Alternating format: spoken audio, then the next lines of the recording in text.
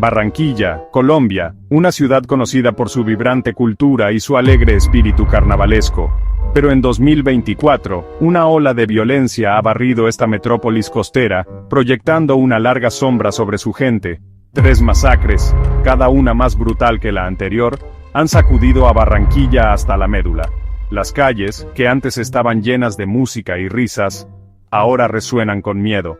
Estas no son solo estadísticas, son padres, hijos, madres, hijas, vidas trágicamente truncadas, que dejan atrás familias destrozadas y una comunidad que lucha contra el dolor y la ira.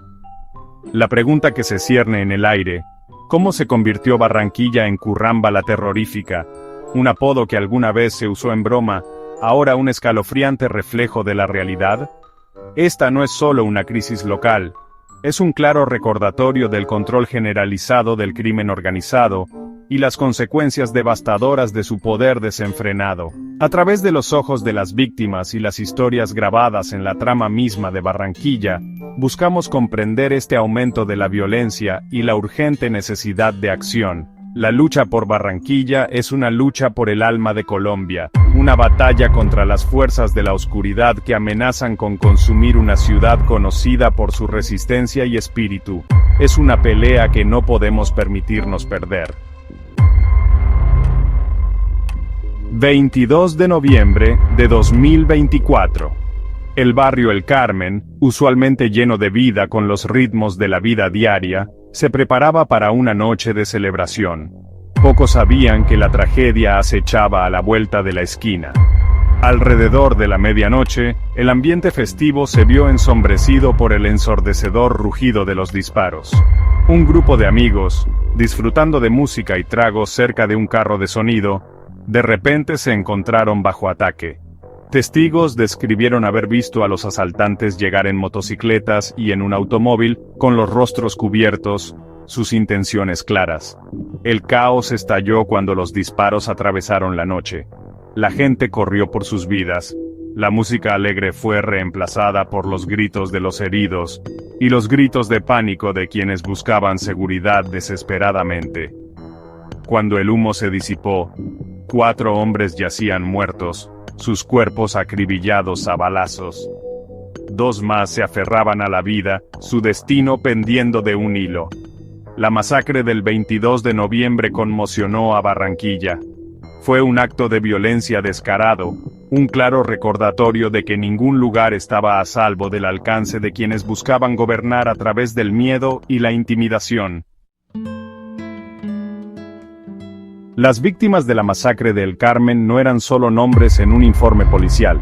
Eran hijos, padres, amigos, sus vidas trágicamente truncadas antes de tiempo.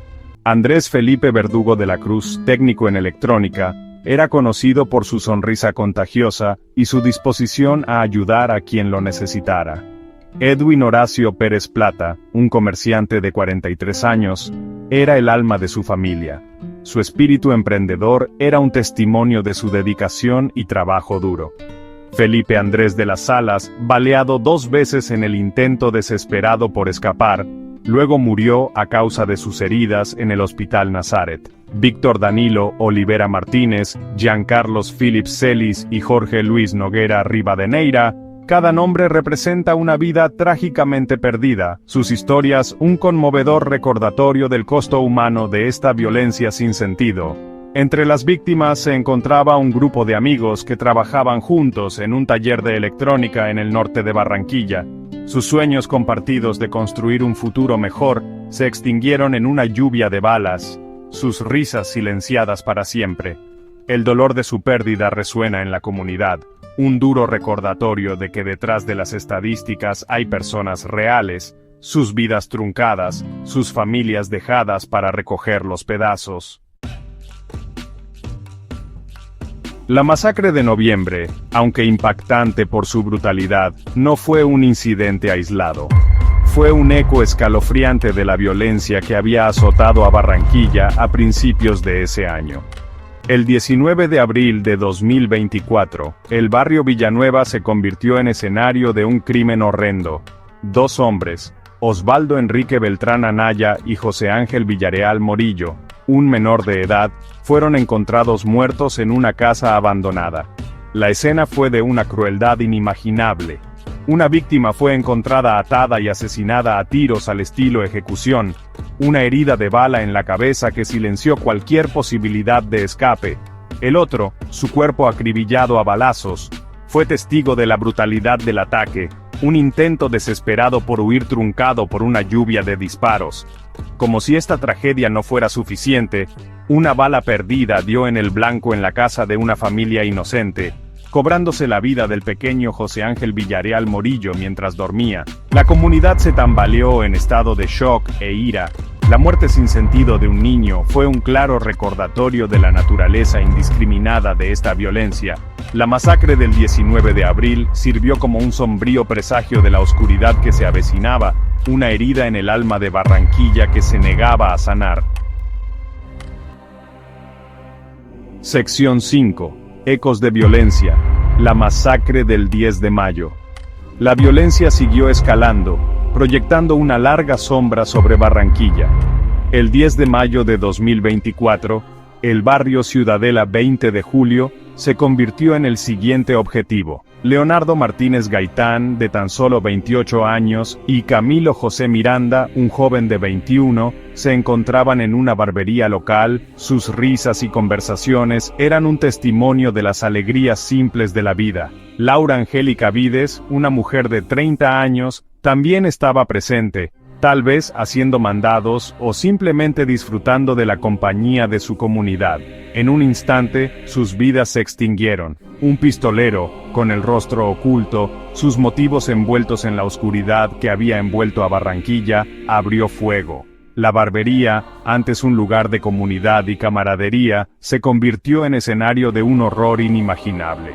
La masacre del 10 de mayo, con su cruel desprecio por la vida humana, puso de manifiesto la creciente sensación de anarquía y la impunidad con la que se llevaban a cabo estos actos de violencia. Fue un claro recordatorio de que nadie, sin importar su edad, género o posición social, estaba a salvo del alcance de esta violencia generalizada. Sección 6. Anatomía del miedo, pandillas y guerras territoriales. Para comprender la raíz del descenso de Barranquilla a la violencia, uno debe mirar más allá de los titulares y profundizar en la intrincada red de redes criminales que operan en las sombras. Barranquilla, una ciudad portuaria estratégica, ha sido durante mucho tiempo un botín codiciado por el crimen organizado. El atractivo de controlar las rutas del narcotráfico, las redes de extorsión y otras actividades ilícitas ha alimentado una sangrienta guerra territorial entre pandillas rivales. Los costeños y los pepes, que alguna vez fueron meras notas a pie de página en el inframundo criminal de la ciudad, han cobrado protagonismo, y sus filas se han engrosado con jóvenes marginados y criminales endurecidos. Sus tentáculos se adentran profundamente en el tejido de la sociedad, corrompiendo a los funcionarios, intimidando a las empresas, y aterrorizando a las comunidades. Estas pandillas operan con una escalofriante crueldad. Su violencia es una estrategia calculada para mantener el control e infundir miedo. Las masacres, los asesinatos selectivos y la extorsión son sus herramientas de trabajo, sus métodos brutales e indiscriminados. A la complejidad se suma la presencia de organizaciones criminales más grandes, como el Clan del Golfo, con sus vastos recursos y sofisticadas redes. Su participación en el inframundo de la ciudad alimenta aún más la violencia, convirtiendo a Barranquilla en un campo de batalla para sus propios planes nefastos. Sección 7. Vivir en la línea de fuego. Impacto en la comunidad. El costo humano de esta violencia es inconmensurable. Más allá de las desgarradoras estadísticas, las familias destrozadas y las vidas truncadas, hay una cicatriz más profunda grabada en el alma misma de Barranquilla. El miedo se ha convertido en un compañero constante para los vecinos. Los padres tienen miedo de dejar que sus hijos jueguen afuera, los comerciantes cierran sus negocios temprano, y las calles que alguna vez fueron vibrantes, se quedan en silencio mucho antes del anochecer. El tejido social de la comunidad se está desgarrando, La confianza se erosiona a medida que los vecinos se miran con recelo, sus vidas confinadas entre los muros de sus hogares. La alegría y la espontaneidad que alguna vez caracterizaron a Barranquilla han dado paso a una omnipresente sensación de inquietud e incertidumbre. El impacto económico es igualmente devastador. Las empresas están cerrando sus puertas, paralizadas por las demandas de extorsión y el temor a represalias. El turismo, que alguna vez fue una fuente vital de ingresos, ha disminuido a medida que se advierte a los visitantes sobre los peligros que acechan bajo la fachada que alguna vez fue acogedora de la ciudad. La violencia en Barranquilla no es solo un problema policial, es una crisis social que exige una respuesta multifacética, abordar las causas fundamentales de esta violencia, desde la pobreza y la falta de oportunidades hasta la influencia generalizada del crimen organizado, es crucial para romper el ciclo de miedo y desesperación. Sección 8. El clamor de una ciudad. La búsqueda de soluciones. Ante esta escalada de violencia, los barranquilleros exigen acciones. Están cansados de vivir con miedo, cansados de enterrar a sus muertos, cansados de ver a su ciudad secuestrada por elementos criminales. Los líderes comunitarios, los activistas y los ciudadanos de a pie están alzando la voz, pidiendo el fin del derramamiento de sangre.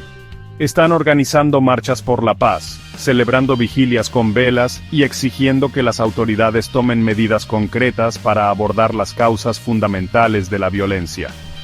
El gobierno ha respondido con una mayor presencia policial y promesas de acabar con las bandas criminales. Se han ofrecido recompensas por información que conduzca al arresto de los responsables de las masacres. Sin embargo, estos esfuerzos hasta ahora no han logrado detener la ola de violencia.